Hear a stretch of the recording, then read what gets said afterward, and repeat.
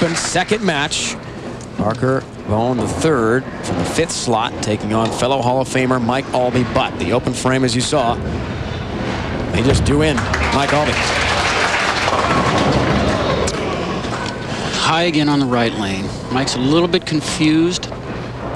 It's either that or he's just not quite loose. Leaves just the 2-4, but he's dug himself a little bit of a hole, and Parker-Bohn really has the shovel by throwing those strikes out there. Mike, every time he gets on the approach, goes through a mental checklist. And he makes that spare, no problem. When Brian asked him about that prior to the match, he has a couple words he'll tell himself. Make sure he watches his target line. Make sure he's got his footwork in gear in terms of the approach. What was yours like before each ball? Well, everybody has their own routine, their own self-talk. And I think it varies from player to player. I mean, some guys are working on technique, other guys are mental thoughts. I think Mike is both of those.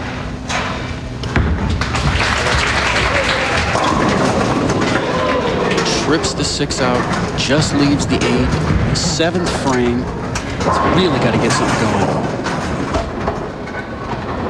Right now, if he were to spare this and strike out, he's got a possible 216 as we watch this shot. Goes just a little bit high. The 2-pin, 3-pin goes to the wall, knocks out the 6, but the 8 remains standing, and he needed to start striking. There goes the 8.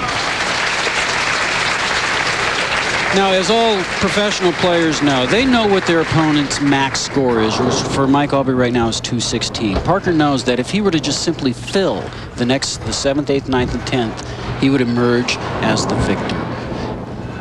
Another strike here would allow him to mess up a couple of times and still win. So he's looking for another strike. Leslie hoping for a big comeback.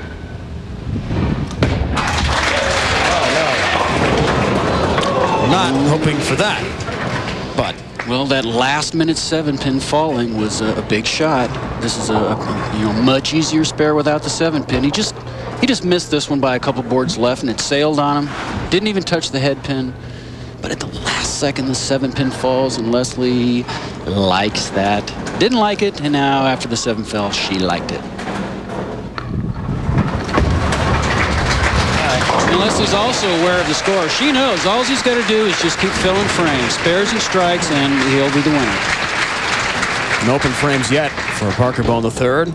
This is his second match, trying to climb the ladder. Certainly a big challenge ahead. Well, you know, coming off of a victory, there's such an emotional letdown for some players, but other players grasp at that opportunity. They're full of confidence. And Parker's one of those guys.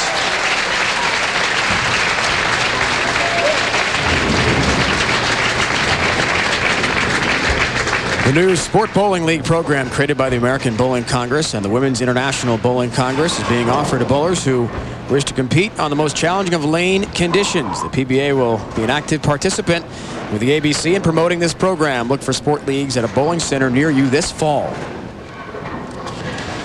Aulby now in a do-or-die situation. He's got to get something going. All right, stays alive. 9th frame, biggest frame in any bowling match. He simply has to strike. He's got to put some kind of pressure on Parker. 9th frame, if you get a strike there, your opponent knows that there's a lot of options there. If he goes and strikes out, he knows he can shoot 216. He knows that he'll have to fill the next 2 frames.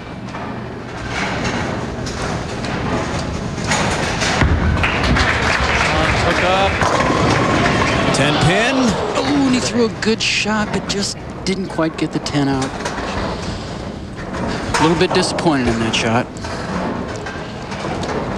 We're going to see the ball just nick the 5-pin, and normally with all those pins over there, one of them's got to hit it. And there we saw one miss it by 1/4 of an inch. Not to be. And with the spare here, the best Mike can shoot is 196. Parker can go up there and throw a couple of splits and just remain relaxed because he'll be in the next match. But he's not going to do that. He's going to go up there and he's going to try and get lined up again. He made a real bad shot on the last time on this lane.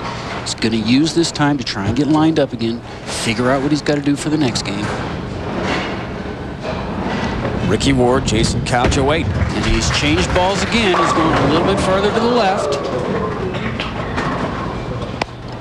You know, that's the difficult thing about this sport. We're playing on something that we can't see. You can simply go out there and roll as good a shot as you possibly can and then decide, okay, is the oil changing?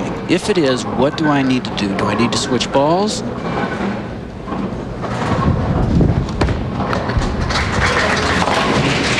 Fix that spare equally. And Parker-Bohn-III. Just a couple pins necessary here for another victory. Ricky Ward and Jason Couch up the ladder await as the second and first seeds, respectively. You know, it's kind of early in the year, but a victory here today for Parker would put him on the top of the list by a long shot for Player of the Year. He is the winner. He was the 1999 PBA Player of the Year. The only player on tour with 2 wins this year. Can he get a third? We'll find out.